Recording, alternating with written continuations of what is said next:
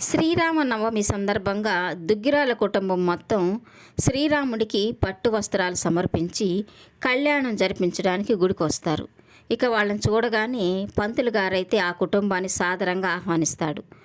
పోయినసారి రాజు కావ్య చేతుల మీదుగా శ్రీరాముడి కళ్యాణం జరిపించాం. ఇప్పుడు మీ అబ్బాయి కనిపించడం లేదు, రాలేదా లేక ఊరికి వెళ్ళాడా అని పంతులు గారు అడుగుతుంటే ఇక ఆ కుటుంబం మొత్తం ఏం సమాధానం చెప్పకుండా అలాగే చూస్తూ ఉంటుంది.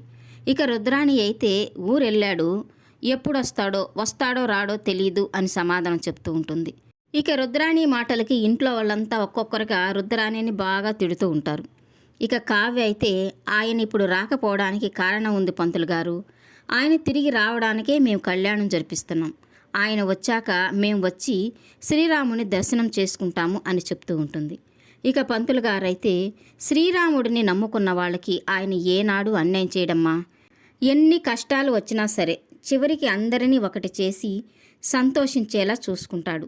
మీరు కోరుకున్నట్లుగానే మీ అబ్బాయి మీ కళ్ళ ముందుకు వస్తాడు, మీరందరూ పీటల మీద కూర్చుంటే శ్రీరాముడికి కళ్యాణం జరిపిస్తాను అని పంతులు చెప్పడంతో ఇక కావ్య వెళ్ళి రాజు ఫోటో తీసుకొచ్చి పీటల మీద కూర్చుంటుంది. ఇక మరోవైపు సుభాషు, అపర్ణ, కళ్యాణ్, అప్పు కూర్చోవడంతో ఇక పంతులు గారు పూజ ప్రారంభిస్తూ ఉంటారు. ఇక మరో పక్క యామిని రాజు వాళ్ళ అమ్మా నాన్నతో గుడికొస్తుంది. ఇక శ్రీరాముడి కళ్యాణం గురించి రాజుకి చెప్తూ ఉంటుంది. ఇక రాజు అయితే అదేది ఇనే పరిస్థితిలో ఉన్నాడు. తను కావ్య గురించి ఆలోచిస్తూ ఉంటాడు. తను నాకెందుకు ఫోన్ చేయలేదు, బహుశా ఈరోజు పండగ కాబట్టి తను ఏదో పనిలో ఉంటుందేమో, కానీ నేనైనా తనకి ఫోన్ చేయాలి అని ఆలోచిస్తూ ఉంటాడు. యామిని అయితే ఏంటి బావ ఆలోచిస్తున్నావని రాజుని అడుగుతూ ఉంటుంది.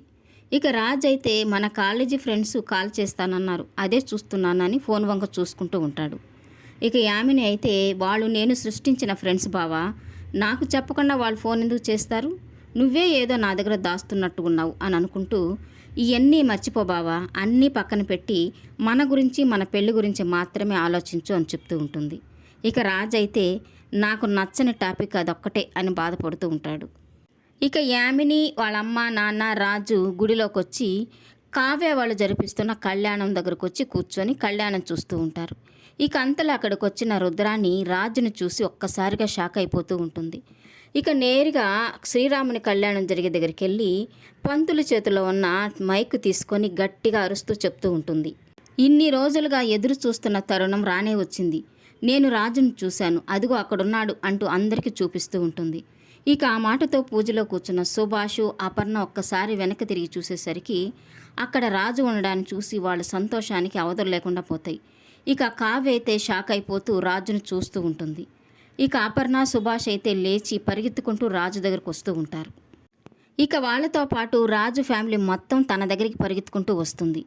ఇక అపర్ణ అయితే చాలా సంతోషంగా రాజును పలకరిస్తూ ఉంటుంది. ఇక రాజు మాత్రం ఏమి గుర్తుపట్టకుండా అలాగే అపర్ణను చూస్తూ ఉంటాడు. ఇక అపర్ణ ఏం అర్థం కాకుండా రాజు వంక చూస్తూ ఏమైంది రాజుకి, నన్ను గుర్తుపట్టనట్టు అలా చూస్తున్నాడేంటి అని టెన్షన్ పడుతూ ఉంటుంది. ఇక రాజును చూడగానే కావ్య ఒక్కసారిగా షాక్ అయిపోతూ ఉంటుంది. ఇక యామిని అయితే తెగ కంగారు పడిపోతూ ఉంటుంది. రాజు తన ఫ్యామిలీ మెంబర్స్ అందరినీ చూడగానే తనకి ఎక్కడ గతం గుర్తుకొస్తుందోనని భయపడిపోతూ ఉంటుంది. ఈ వీడియో నచ్చినట్లయితే లైక్ చేయండి, సబ్స్క్రైబ్ చేయండి. Thank you for watching.